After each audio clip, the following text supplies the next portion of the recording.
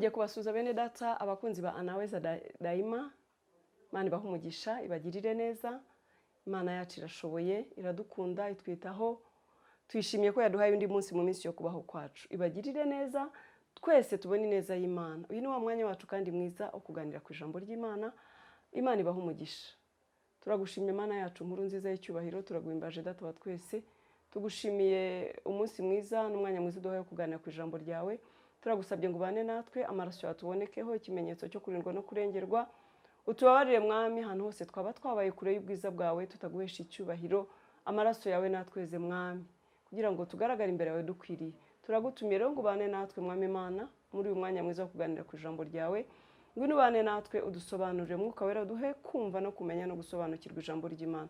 Abakunzi ba Anaweza bagire neza muri byose mu izina rya Yesu. Amen, amen. Hallelujah. Abakunzi ba Anaweza, dufate Bibiliya zacu tuganire ku ijambo ry'Imana mu gitabo cy'Abami ba kabiri. Hallelujah. Igitabo cy'Abami ba kabiri. Ijambo tugiye kuganiraho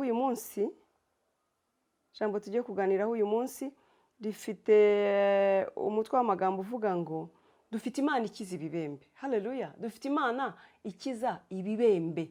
Yesu ashimwe cyane bene data. Dufite Imana ikiza ibibembe. Ushaka kuba ufite ibibembe uhisha utabwira n'abantu. Ushaka kuba ufite ibintu ukenyereyeho, ibintu wambariraho, ibintu uryamiraho, uryamye bikugora, bikubabaza, bikumereye nabi. Mbega ibibembe ni ibintu ibyo ari byo byose bitari byiza ku buzima bwawe, mu mibereho yawe, bikugoye, bikuruhije. Ibibembe nawe urabyumva ko ari ibintu bitari byiza, ni ibintu bidasanzwe mu buzima, bikubabaje. Ntabwo nzi ibibembe wowe ufite mu buzima bwawe, simbizi, ariko birashobora kuba bihari. Niba wowe utabifite ndavugana n'ubifite. Hallelujah. Dufite rero Imana ikiza ibibembe bene data. Iyo niyo Mana tugiye kuvugaho muri uyu mwanya, ikiza ibibembe, ishobora byose, itananirwa. Yesu ashimwe cyane.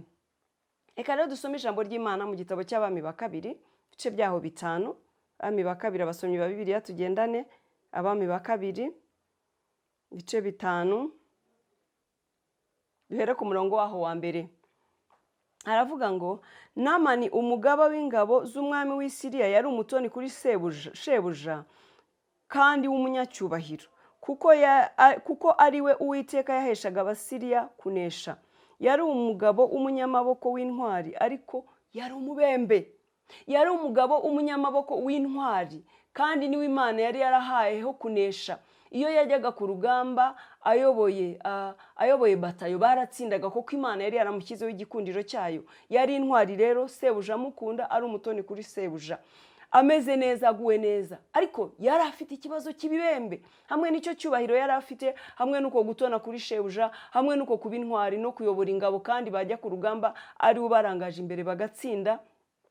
Mbega niwe Abasiriya baboneragaho umugisha, niwe watumaga banesha iyo bajyanaga nawe. Ariko mwene data yari umunyabibembe, yari afite ibibembe hamwe n'ibyo byose byiza, ariko yari afite ibibembe. Ushobora kuba nawe ufite ibyiza byinshi, ariko ufite ikintu runaka cyakubereye ikibembe mu buzima, cyakubujije amahoro, nk'uko nawe yari afite ibyo bibembe. Icyo gihe Abasiriya bajyaga gutabara bakarema imitwe y'abanyazi. Bukeye bajya mu gihugu cy'Isirayeli, banyagayo umukobwa muto, aba umuja wa Mukanamani. Bukeye uwo muja abwira nyirabuja ati, icyampa databuja agasanga umuhanuzi w'i Samariya yamukiza ibibembe.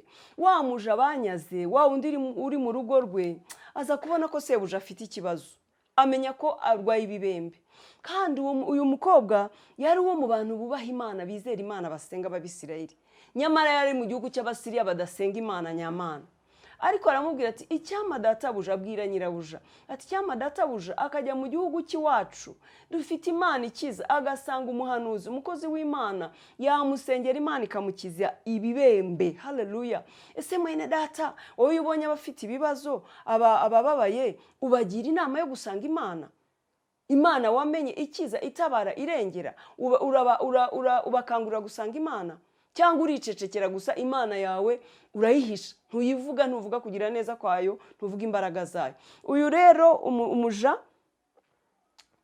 abwira nyirabuja ari we Mukanamana ati cyangwa databuja akajya mu gihugu cy'iwacu muri Isirayeli dufite Imana, agasanga umuhanuzi akamubwira ikibazo cye, umuhanuzi yamusengera Imana ikamukiza. Jya ugira umwete wo kubwira abantu Imana yawe ikora imirimo n'ibitangaza. Ntugahishe imbaraga z'Imana, ntugahishe gukomera kw'Imana. Jya uyivuga uyamamaze, abantu bayigane, izabagirira neza. Haleluya! Urabona ko uyu muja yakoze umurimo ukomeye. Namani ajya kubwira shebuja ibyo umuja waturutse mu gihugu cya Isirayeli yavuze. Nuko umwami w'Isiriya byumvise abwira Namani ati haguruka ugende, nanjye ndandikira umwami w'Abisirayeli urwandiko. Namani ahera ko aragenda, ajyana italanto z'ifeza 10 n'ibice by'izahabu 6,000 n'imyambaro yo gukuranwa 10. Namani aragenda bibwira shebuja ibyo uriya muja yavuze. Noneho shebuja amwandikira urwandiko, aramubwira ati genda nanjye ndaguhesha urwandiko, nandikira umwami w'Abisirayeli bazagufashe, nanjye nkeneye kukira, dore ukora akazi keza. Yari umutoni kuri shebuja. Urumva shebuja ntacyo atari kumukorera kugira ngo arebe ko yakira ibibembe bye. Yandikira umwami w'Abisirayeli aha Namani urwandiko. Ariko bivuye kuri wa muja wabwiye nyirabuja ko muri Isirayeli hari Imana ikiza, ati databuja icyampa akajya muri Isirayeli, Imana yacu yamukiza. Mwene data gira icyo ukora, Imana ikiza abantu ku bwawe. Nuko arahaguruka aragenda, mwabyumvise uko yajyanye imyambaro yo gukuranwa yo guhinduranya. Nuko ashyira umwami w'Abisirayeli urwo rwandiko rwari rwanditsemo ngo nuko rero urwo rwandiko nirukugeraho nkoherereje umugaragu wanjye Namani ngo umukize ibibembe. Umwami w'Abisirayeli amaze gusoma urwo rwandiko ashishimura imyenda yaravuga ati ariko uwo mugabo kunyoherereza umuntu ngo muvure ibibembe, ni jye Mana yica kandi ikabeshaho? Nuko nimubitekereze ndabinginze mumenye yuko ari ukunyendereza. Abwira abagaragu be ati uyu mwami w'Isiriya aranyoherereza umuntu ngo mukize ibibembe, jye ninjye Mana ikiza, ninjye Mana yica kandi igakiza. Namwe nimubitekereze, murumva atari ukunyendereza? Murumva atari ukunshakaho impamvu? Jye ninjye Mana ikiza. Yesu ashimwe cyane.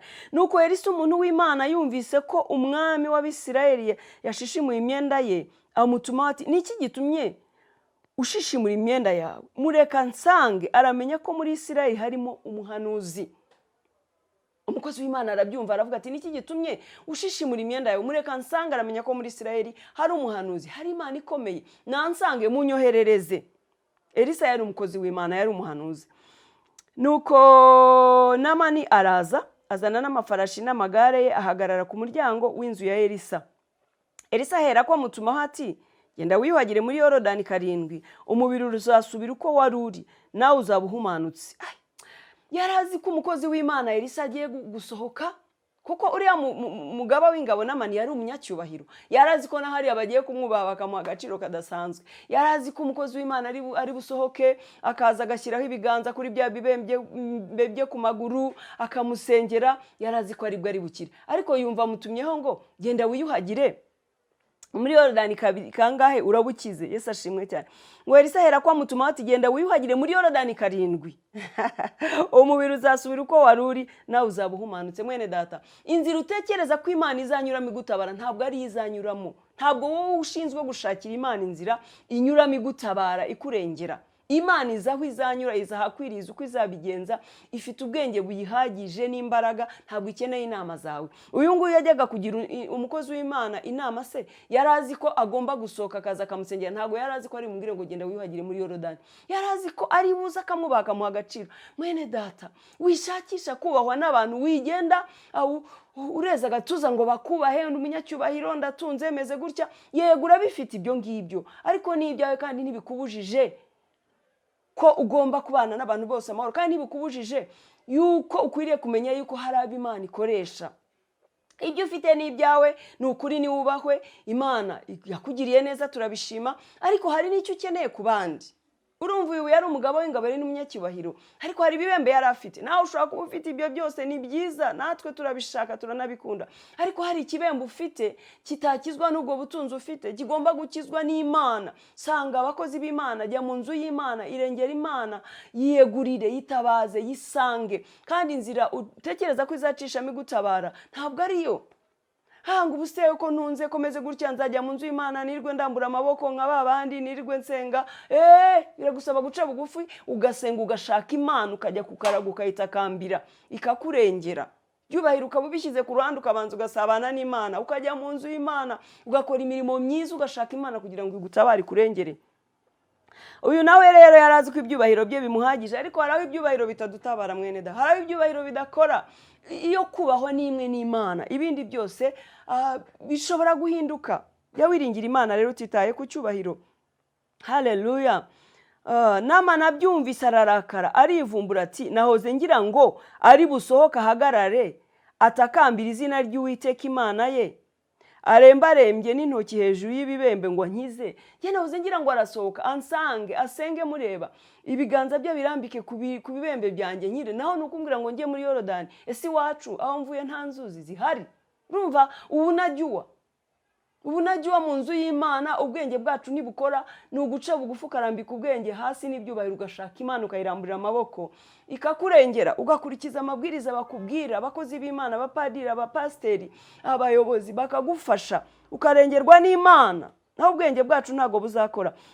Avuga ngo mbese inzuzi z'i Damasiko Aba na Afapa ntiziruta ubwiza amazi yose y'Ubwisirayeli, sinabasha kuziyuhagiramo ngo mpumanuke? Nuko arahindukira arigendera arakaye ati ziriya nzuzi z'iwacu mwumvise amazina yazivuze ntizirusha ubwiza amazi y'aha Yorodani? Ese kuki ntajya kuziyuhagiramo ngo ngire niba amazi yankiza? Ngo arahindukira aragenda arikubita arakaye. Abagaragu be baramwegera baramubwira bati databuja, iyaba uwo muhanuzi yagutegetse ikintu gikomeye ntuba wagikoze, nkanswe kukubwira ngo iyuhagire uhumanuke. Ese iyo akubwira icyo ari cyo cyose naho cyaba gikomeye ntiukwiye kugikora? Reba urugendo wagenze, reba ibibembe bikubabaje, reba uko umeze, ntukwiriye gukora icyo akubwiye cyose kugira ngo urebe ko wakira? Naho cyaba ikiguzi kingana gute, nkanswe kuba akubwiye ngo wiyuhagire muri Yorodani, bigutwaye iki databuja? Wajya ukiyuhagira ukareba ko ukira? Bamugira inama, cyakora yabaye umuntu mwiza, yemera inama bamugiriye arayumvira aragenda, ariko agenda kubwo kubumvira. Hanyuma agarukana n'abo bantu be bose bari nuko aramanuka yumvira ba bantu aravuga ati reka mbikore, nta kundi n'ubundi naje ntacyo bintwaye. Nibura we yarumviye. Ese twebwe twumvira kangahe? Ni kangahe Imana itubwira ntitwumve? Ariko we nibura nyuma yo kugirwa inama n'aba bagaragu be yaravuze ati reka mbigerageze. Nuko aramanuka yibira muri Yorodani karindwi nk'uko uwo muntu w'Imana yari yamutegetse. Uwo mwanya umubiri we uhinduka nk'umwana muto arahumanuka. Haleluya, haleluya. Aragenda yibira muri Yorodani nk'uko umukozi w'Imana yabimubwiye inshuro 7, arahumanuka umubiri wako kanya uhinduka nk'umwana mutoya. Kubwo kumvira no guca bugufi bene data tuzabona ineza y'Imana. Gira kumvira muri wowe, gira guca bugufi, ibyubahiro bishyire ku ruhande, usanga Imana uyiyegurire, izakurengera, izakugirira neza. Wihanga amaso, urambura amaboko mu nzu y'Imana, ushaka Imana usenge. Nibiba ngombwa wicaye no ku karago cyangwa no kumukeka, usenge Imana uyishake. Ibyubahiro tubishyire ku ruhande kugira ngo dusange Imana tuyegure tuyitabaze, izadutabara. Ubundi si ibyo bibembe uhorana bizakugeza hehe? Yegura umunyacyubahiro, ufite byinshi, ufite byiza, ufite ubutunzi, urubashwe, ufite akazi gakomeye, ufite business ikomeye, mbega ufite izina uraryubatse. Ariko hari ikibembe cyakunaniye, hari ikibembe cyanze gukira. Hari ikibembe cyanze gukira cyabaye akarahe kajyaye mu buzima bwawe. Birashoboka ko hari ikibembe cy'abana babaye ibirara bose banywa urumogi basambana bakunaniye, yewe warabigishije no mu mashuri meza. Icyo se si ikibembe ugendana mwene data nubwo ufite icyubahiro? Shobora kuba ari ikibembe cy'uburwayi mu mubiri wawe cyabaye ikimungu. Wenda ni kanseri, wenda ni indwara iyo ari yo yose ikomeye idakira ikubujije amahoro, tumurara udasinziriye. Nubwo uri umunyacyubahiro se mwene data, icyo si ikibembe. Ushaka kuba ufite ikibembe icyo ari cyo cyose, cya kintu kikugoye cyakubujije amahoro mu buzima cyita ikibembe. Kikubujije amahoro uko byagenda kose, nubwo uri umunyacyubahiro, nubwo ahandi uguwe neza, ariko icyo kibembe iyo ugitekereje naho waba uri mu bantu useka wishimye, ukibuka cya kibembe, amahoro aratakara ugatangira guhangayika. Byiza bizima rero gira kumvira Imana, uyisange, uyiyegurire, izagukiza icyo kibembe kuko ufite imbaraga n'ububasha. Uyu nawe yari yagundiriye icyubahiro, umukozi w'Imana tubonye Namani ko yari umunyacyubahiro mwabyumvise, azi ko agomba kubahwa, ariko bamubwiye ibyo gukora yumva ntibikwiriye, yumva no gusuzugurika, yumva no guta agaciro. Ariko Imana ishimwe ko yageze aho akaca bugufi akumvira Imana, akagenda agakora ibyo umukozi w'Imana amubwiye, ngo arangije umubiri urahumana ukumera nk'umwana mutoya. Ubwo nibwo yajya yaba umunyacyubahiro, nibwo yakora imirimo ye neza, nibwo yagubwa neza, nubwo yaba umugaba w'ingabo neza, akajya ajya ku rugamba atagenda acumbagira kubera ibibembe. Urumva nawe umuntu urwaye ibibembe ni ukuvuga ngo yambaraga inkweto ariko ntakandagire neza, akagenda bagatsinda, akagaruka agahabwa andi mapeti, ari ku bibembe bimumereye nabi, agatakara adasinziriye. Ashobora ko nawe ukora akazi kawe neza, mu kazi rwose ugabona amashimwe, bakakuzamura umunsi ku wundi, ariko ukarara udasinziriye kubera ikibembe runaka ufite. Sanga Imana irakuruhura. Dufite Imana ikiza ibibembe bene data. Imana irashoboye, niyo kwizerwa, niyo kwiringirwa. Haleluya. Icyo usabwa ni ukuyumvira, ni ukuyisunga, ni ukuyisanga, ni ukuyishaka, ni ukuyikorera, ni ukuyiyegurira. Izagukiza kandi izakurengera mu izina rya Yesu. Ntureke Imana kubera icyubahiro cyawe. Ntuvuge ngo ninjya gusenga baramfata bate, ninjya mu nzu y'Imana bazavuga ko nanjye ndinjije nataye umutwe. Hoya, kumenya Imana nibwo kuva mu byaha niko kujijuka. Kumenya Imana ni ubwenge. Naho ubwenge ubu bw'isi n'ibi byubahiro by'isi, mwene data, naho bizatugeza. Reka tubishyire ku ruhande, tujye dushaka Imana. Nibwo tuzagira icyubahiro nyacyo, nibwo tuzagira ubwenge nyabwo, nibwo tuzagira ubutwari nyabwo. Kumenya Imana no kuyikorera nibwo bwenge. Imana iguhe umugisha mwene data, kunzi wa Anaweza. Ijambo niba riguhesheje umugisha, fata amamega yawe uryoherereze mwene data. Ntiwihererane ibyiza.